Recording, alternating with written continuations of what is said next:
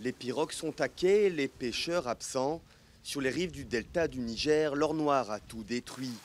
Après 50 ans d'exploitation pétrolière en pays Ogoni, au sud du Nigeria, la région est dévastée.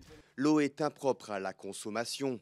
Pour les rares pêcheurs encore en activité, il faut parcourir des kilomètres jusqu'à l'océan pour retrouver une vie aquatique. Il n'y a pas de poisson dans cette eau car l'eau est souillée de pétrole brut. Aucun poisson ne peut survivre dans cette eau. Le pétrole a tout pollué. Il y a tout juste un an, le gouvernement nigérian a lancé un immense projet de nettoyage du pays Ogoni sur les recommandations de l'ONU, le plus grand jamais entrepris au monde.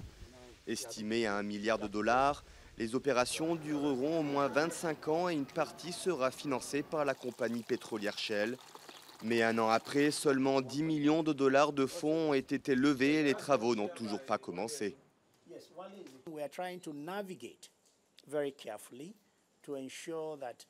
Nous essayons d'avancer avec attention pour nous assurer que tout ce qui sera mis en place sera durable et que tout sera conforme à la ligne fixée par les Nations Unies pour le nettoyage. Exaspéré par la lenteur du nettoyage, Michael a décidé de planter des arbres pour reconstituer la flore endommagée, un projet embryonnaire qui a commencé dans cette école du pays Ogoni.